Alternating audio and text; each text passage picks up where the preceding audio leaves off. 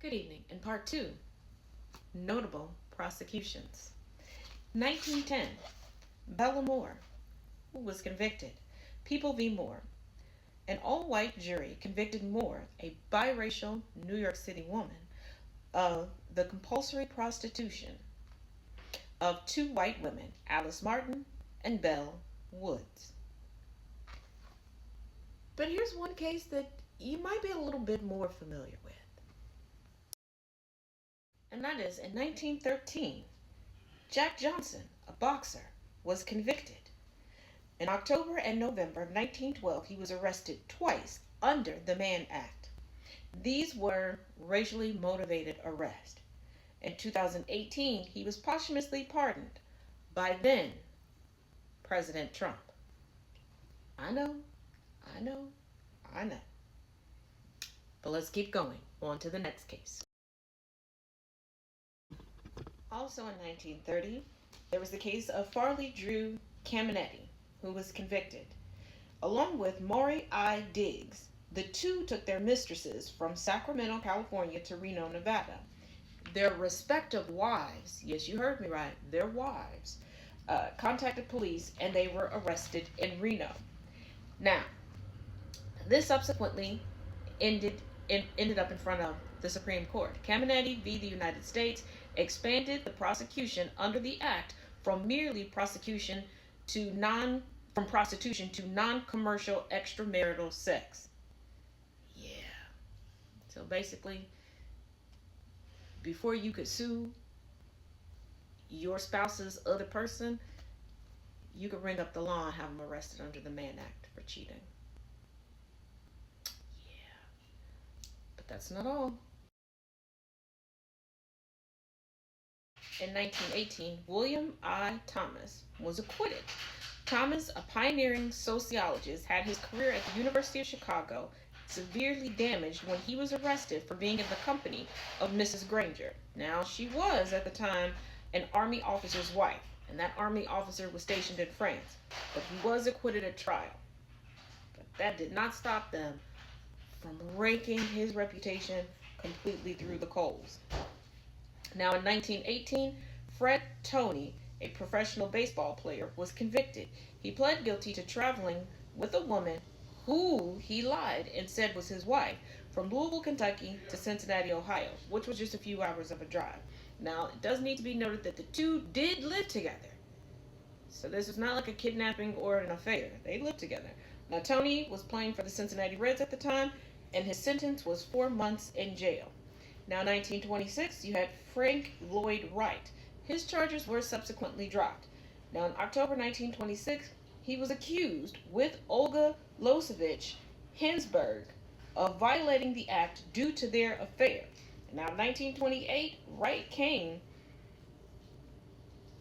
Olga Losevich Hinsberg became Wright's third wife in 1928. And they were, in 1926, Wright was arrested in Minnetonka, Minnesota. Now, these two went on to have like 4 kids together. Pish posh. 1937, Finis Drake, a Pentecostal minister, was convicted under the act. He willfully transported Emma Borelli, 16 years old at the time, over the Wisconsin state line for the purpose of debauchery and other immoral practices. May 27, 1936, according to the Chicago Daily Tribune, Drake registered at hotels in Waukegan, East St. Louis, and Bloomington with Borelli under the names Christian Anderson and White. He pled guilty and served 6 months at the House of Corrections in Milwaukee, Wisconsin. He avoided 10 years in prison, which was the maximum sentence at the time, a $10,000 fine, and a jury trial. Now, in 1940, we have the case of George Barker, who was a British poet, and the charges were dropped. He was arrested in 1940 with his lover, Elizabeth Smart, a Canadian author. Yes, we're going to get to another Elizabeth Smart that comes up regarding notable prosecutions, but that's not this Elizabeth Smart. Now, Elizabeth Smart wrote about and described the arrest in detail in her book titled By Grand Central Station, I Sat Down and Wept. The reason why Barker came to the U.S. was because of his affair with Elizabeth Smart. Um, and this was a stormy affair over the course of many years, and he fathered 4 children with Smart, along with the children he had with his wife. Yeah. But the last one for today, because there's more that we're going to address tomorrow, is one you may know about or you may not know about. We'll see.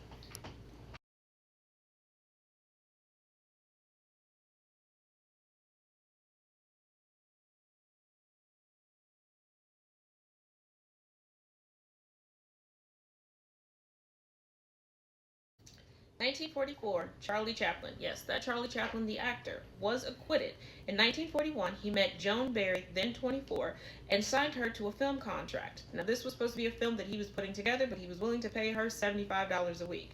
Barry became Chaplin's mistress.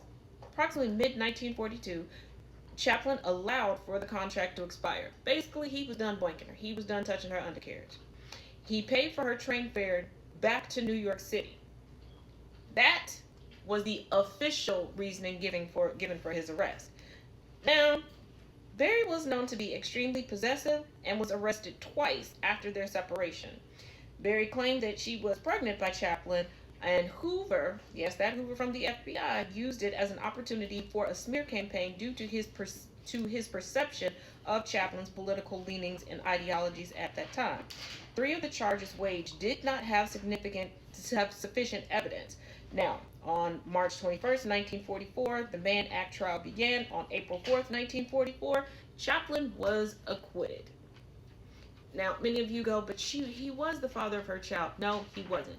Yes, I understand that there was subsequently a court case after that where evidence showing that the paternity of the child was not his was not established. They did not coincide, but these are the first of the notable prosecutions under the Mann Act. We will do a second part of notable prosecutions tomorrow. See you then.